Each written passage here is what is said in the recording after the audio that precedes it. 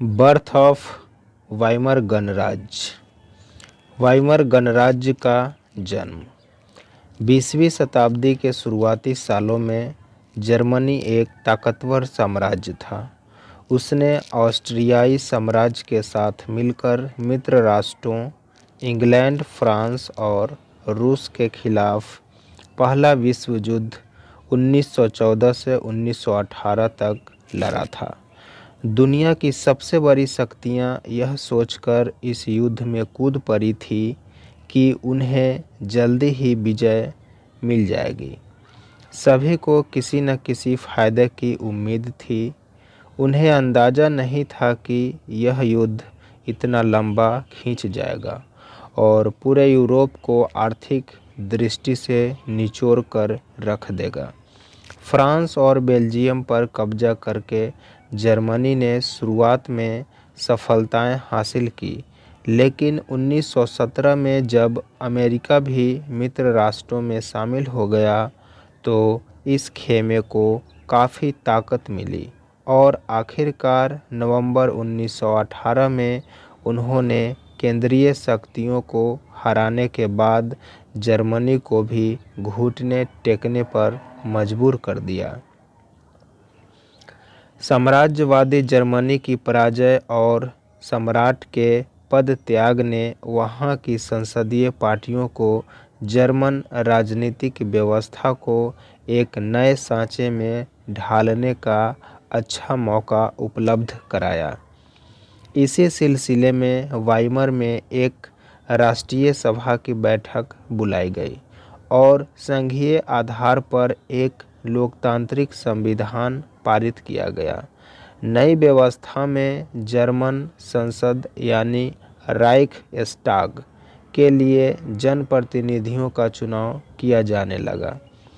प्रतिनिधियों के निर्वाचन के लिए औरतों सहित सभी वयस्क नागरिकों को समान और सार्वभौमिक मताधिकार प्रदान किया गया। लेकिन यह नया गणराज्य खुद जर्मनी के ही बहुत सारे लोगों को रास नहीं आ रहा था। इसकी एक वजह तो यही थी कि पहले विश्व युद्ध में जर्मनी की पराजय के बाद विजयी देशों ने उस पर बहुत कठोर शर्तें थोप दी थी। मित्र राष्ट्रों के साथ वर्साय में हुई शांति संधि जर्मनी की जनता के लिए बहुत कठोर और अपमानजनक थी। इस संधि की वजह से जर्मनी को अपने सारे उपनिवेश, तकरीबन 10% आबादी, 13% भूभाग, 75% लौह भंडार और 26% कोयला भंडार फ्रांस, पोलैंड, डेनमार्क और लिथुआनिया के हवाले करने पड़े। जर्मनी की रही सही ताकत खत्म करने के लिए मित्र राष्ट्रों ने उसकी सेना भी भंग कर दी। युद्ध अपराध बोध अनुच्छेद वार गिल्ट क्लॉज के तहत युद्ध के कारण हुई सारी तबाही के लिए जर्मनी को जिम्मेदार ठहराया गया। इसके एवज में उस पर 6 अरब पाउंड का जुर्माना लगाया गया। खनिज संसाधनों वाले राइनलैंड पर भी 20 के दशक में ज़्यादातर मित्र राष्ट्रों का ही कब्जा रहा। बहुत सारे जर्मन ने न केवल इस हार के लिए बल्कि वर्साय में हुए इस अपमान के लिए भी वाइमर गणराज्य को ही जिम्मेदार ठहराया। अब नेक्स्ट टॉपिक, युद्ध का असर। इस युद्ध ने पूरे महाद्वीप को मनोवैज्ञानिक और आर्थिक दोनों ही स्तरों पर तोड़कर रख दिया। यूरोप कल तक कर्ज देने वालों का महाद्वीप कहलाता था, जो युद्ध खत्म होते होते कर्जदारों का महाद्वीप बन गया। विडंबना यह थी कि पुराने साम्राज्य द्वारा किए गए अपराधों का हर्जाना नवजात वाइमर गणराज्य से वसूल किया जा रहा था। इस गणराज्य को युद्ध में पराजय के अपराध बोध और राष्ट्रीय अपमान का बोझ तो ढोना ही पड़ा। हर्जाना चुकाने की वजह से आर्थिक स्तर पर भी वह अपंग हो चुका था। वाइमर गणराज्य के हिमायतियों में मुख्य रूप से समाजवादी, कैथोलिक और डेमोक्रेट खेमे के लोग थे। रूढ़िवादी, पुरातनपंथी, राष्ट्रवादी मिथकों की आड़ में उन्हें तरह तरह के हमलों का निशाना बनाया जाने लगा। नवंबर के अपराधी कहकर उनका खुलेआम मजाक उड़ाया गया। इस मनोदशा का 30 के दशक के शुरुआती राजनीतिक घटनाक्रम पर गहरा असर पड़ा। पहले महायुद्ध ने यूरोपीय समाज और राजनीतिक व्यवस्था पर अपनी गहरी छाप छोड़ दी थी।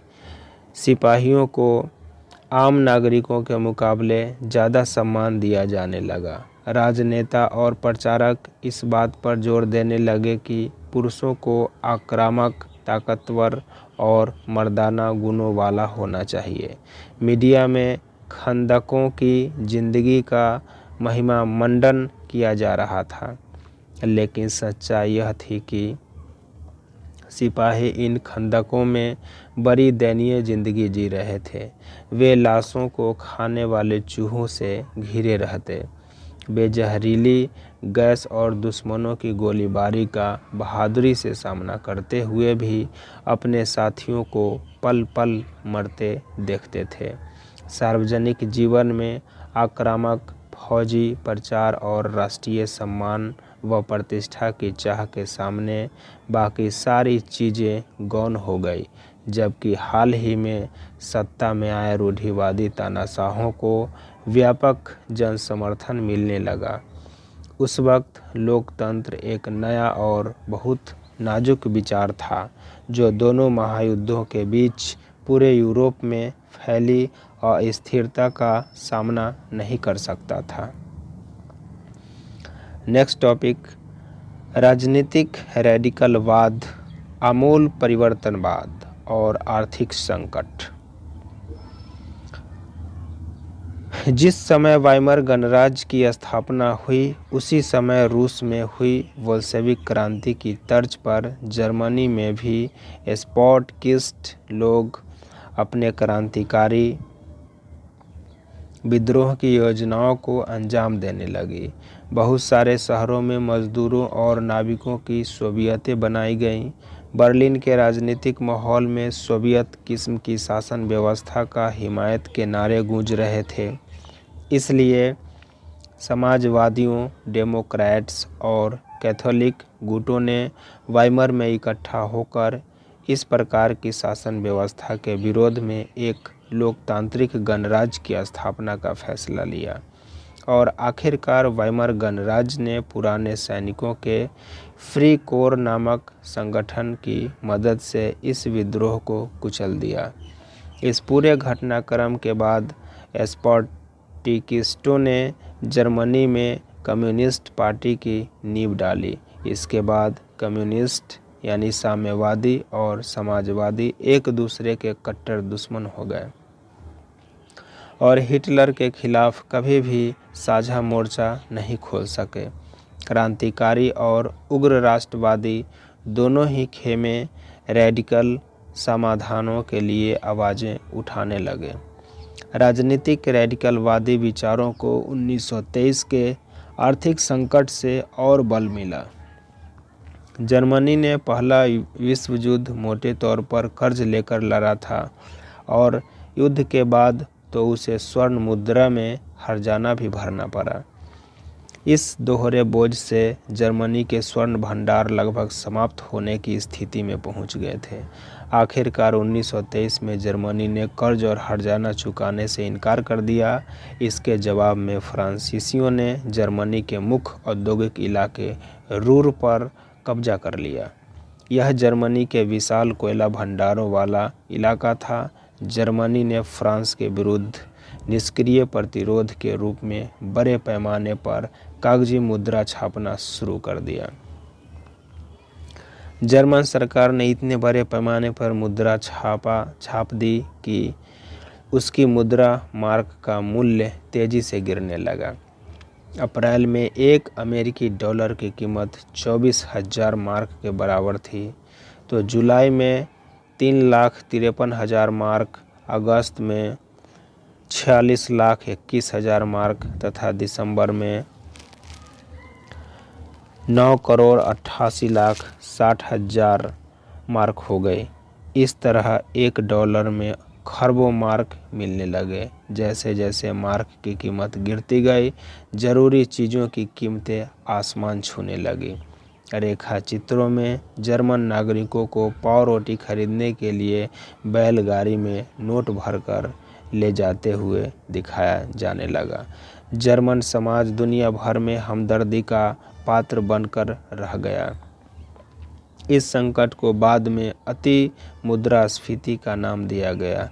जब कीमतें बेहिसाब बढ़ जाती है तो उस स्थिति को अति मुद्रास्फीति का नाम दिया जाता है। जर्मनी को इस संकट से निकलने के लिए अमेरिकी सरकार ने हस्तक्षेप किया। इसके लिए अमेरिका ने डॉव्स योजना बनाई।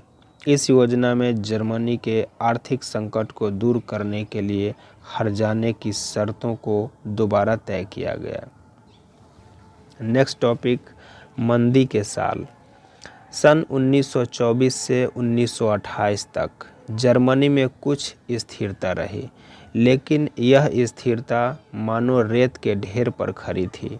जर्मन निवेश और औद्योगिक गतिविधियों में सुधार मुख्यतः अमेरिका से लिए गए अल्पकालिक कर्जों पर आश्रित था।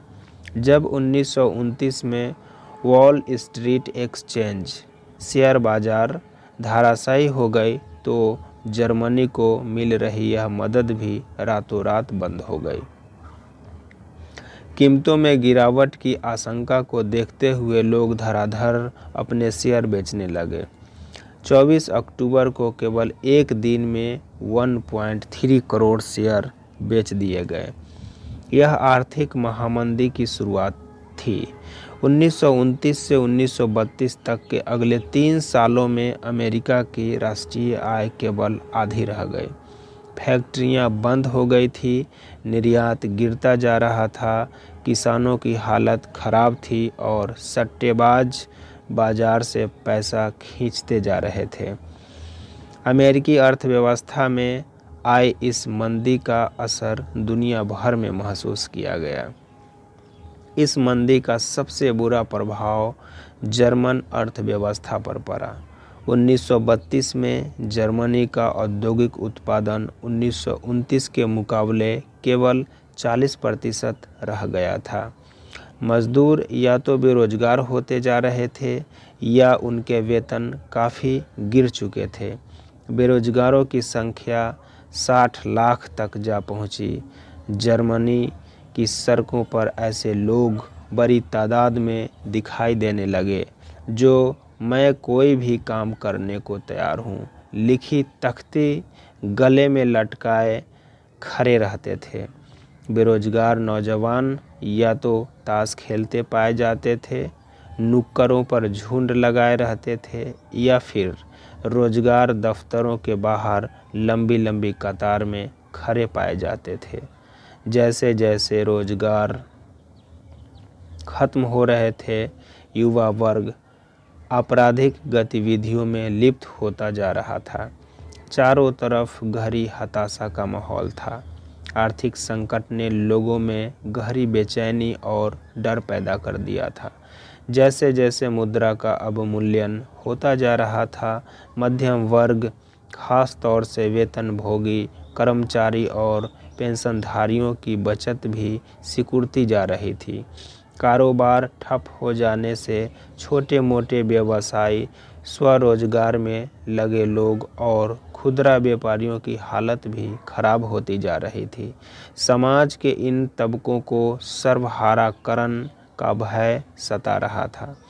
उन्हें डर था कि अगर यही ढर्रा रहा तो वे भी एक दिन मजदूर बनकर रह जाएंगे या हो सकता है कि उनके पास कोई रोजगार ही न रह जाए। अब सिर्फ संगठित मजदूर ही थे जिनकी हिम्मत टूटी नहीं थी, लेकिन बेरोजगारों की बढ़ती फौज उनकी मोल भाव क्षमता को भी चोट पहुंचा रही थी। बड़े व्यवसाय संकट में थे। किसानों का एक बहुत बड़ा वर्ग कृषि उत्पादों की कीमतों में बेहिसाब गिरावट की वजह से परेशान था। युवाओं को अपना भविष्य अंधकार में दिखाई दे रहा था। अपने बच्चों का पेट भर पाने में असफल औरतों के दिल भी डूब रहे थे। राजनीतिक स्तर पर वाइमर गणराज्य एक नाजुक दौर से गुजर रहा था। वाइमर संविधान में कुछ ऐसी कमियां थीं जिनकी वजह से गणराज्य कभी भी अस्थिरता और तानाशाही का शिकार बन सकता था। उनमें से एक कमी आनुपातिक प्रतिनिधित्व से संबंधित थी। इस प्रावधान की वजह से किसी एक पार्टी के बहुमत मिलना लगभग नामुमकिन बन गया था। हर बार गठबंधन सरकार सत्ता में आ रही थी। दूसरी समस्या अनुच्छेद 48 की वजह से थी, जिसमें राष्ट्रपति को आपातकाल लागू करने, नागरिक अधिकार रद्द करने और अध्यादेशों के जरिए शासन चलाने का अधिकार दिया गया था। अपने छोटे से जीवन काल में वाइमर गणराज्य का शासन 20 मंत्रिमंडलों के हाथों में रहा और उनकी औसत अवधि 239 दिन से ज़्यादा नहीं रही। इस दौरान अनुच्छेद 48 का भी जमकर इस्तेमाल किया गया, पर इन सारे नुस्खों के बावजूद संकट दूर नहीं हो पाया। लोकतांत्रिक संसदीय व्यवस्था में लोगों का विश्वास खत्म होने लगा, क्योंकि वह उनके लिए कोई समाधान नहीं खोज पा रही थी। अब नेक्स्ट टॉपिक में हम लोग पढ़ेंगे हिटलर का उदय।